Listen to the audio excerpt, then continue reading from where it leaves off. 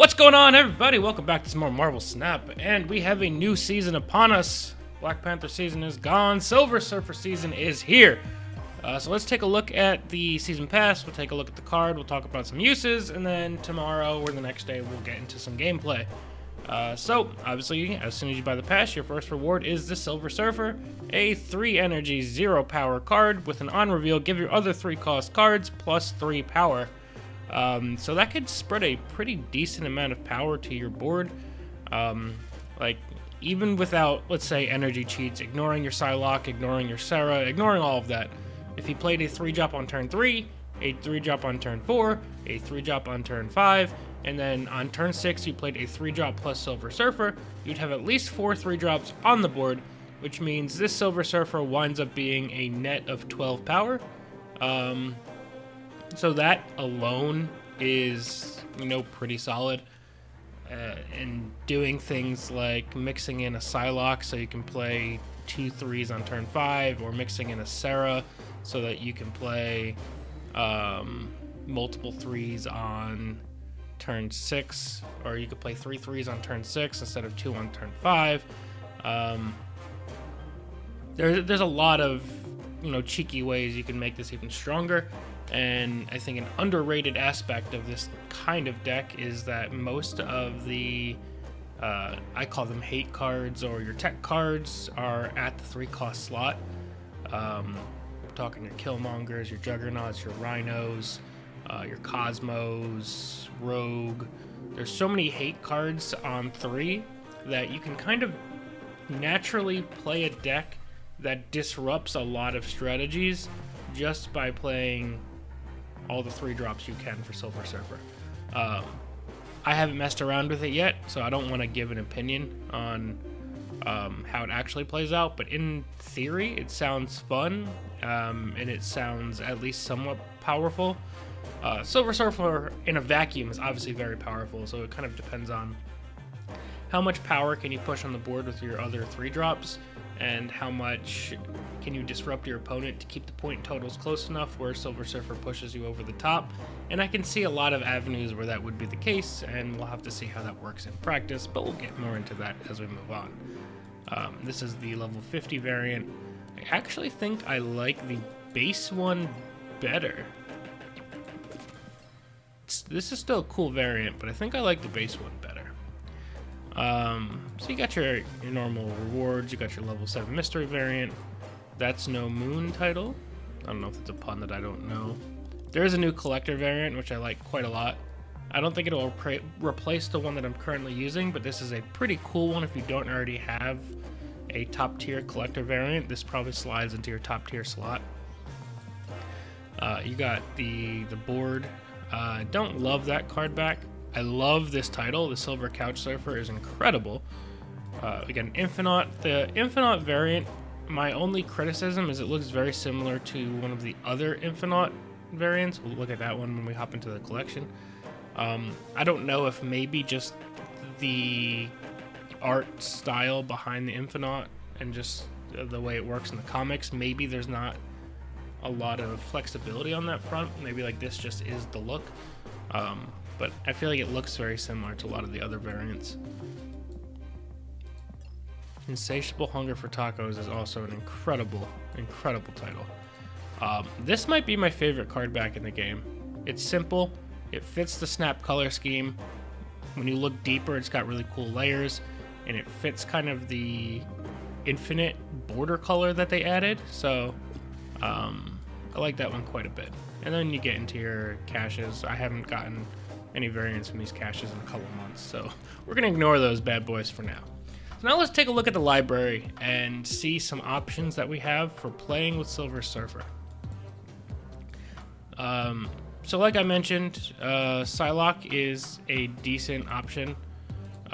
If you don't, let's say you don't find your Sarah, you can play Psylocke on turn 4, which is a little because then you're not playing a 3-drop on 4, but you can play Psylocke on 4 so that you can play 2 3s on 5, and then you can also play 2 3s on 6. So she is an option at least. It's not a super sexy one, but it is an option. I think if you're gonna play some non-3 cost cards, I think Daredevil's a pretty good one. It can help you find out where do I need to put my Cosmo, where should I put my Rogue, things like that. I think Daredevil is a pretty good non-3 drop to include in that kind of deck. 3 drop wise though, you're gonna have a lot of options. And I actually think, I think Charmer talking about this the other day. I think Cerebro is actually a sneaky inclusion for a Silver Surfer deck. I think Charmer was talking specifically about like Cerebro 2. So you could try things like Lockjaw, Brood, Mr. Fantastic, Storm, and then all of those would get buffed by Cerebro, and then they'd also get buffed by Silver Surfer, so that's pretty solid. I think another thing to keep in mind, I don't have the card, but Bast, because if you take a look at a lot of these really solid 3 drops, let's say you wanted to go Cerebro, 0 power, Silver Surfer is 0 power, Ironheart is 0 power, Nakia is 0 power, Rogue is 1 power, Nakia is 1 power as well, sorry. Brood is 2 power, which Brood is a fantastic, this might be the best card for Silver Surfer, but 2 power. All of these cards are less than 3 power, which means Bast can turn your Silver Surfer into a 3 cost 3 power, Ironheart into a 3 cost 3 power. And when you're already getting such a big swing turn with Silver Surfer, Bast can kind of push those over the top. The thing you have to keep in mind then is if you're going to go the Bast route, you need to probably think about not including some of the most raw high-powered 3 costs, mainly being things like Polaris, Deathlock.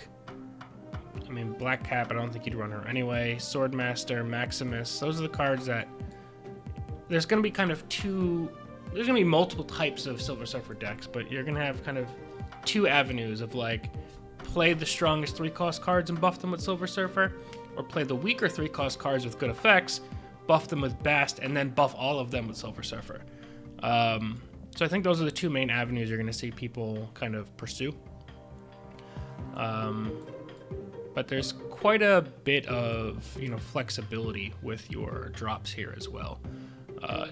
You could mix in a Kingpin, and that could have some play with a Juggernaut on turn 6. If you played Kingpin earlier, you can Juggernaut on turn 6 with your Silver Surfer play. If you had a Sarah, you could do like Kingpin, Juggernaut, Silver Surfer all from hand, which is also quite strong.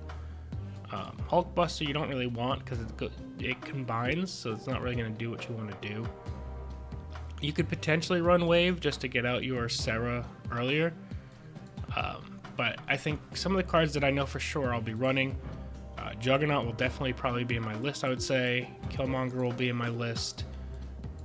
Cosmo is going to be in my list almost for sure. Considering running Cap.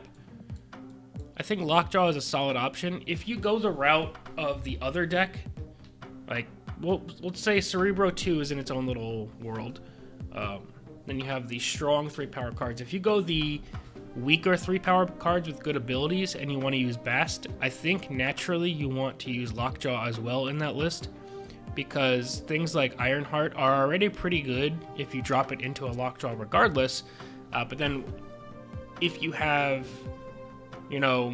if you hit your Bast, you have a 3 power Ironheart, you want to play her regardless. If you didn't hit your Bast, you could drop your Ironheart into your Lockjaw, get the ability and cycle it out into something else with a good ability, which really helps you kind of mitigate some of the lower power of those high effect cards.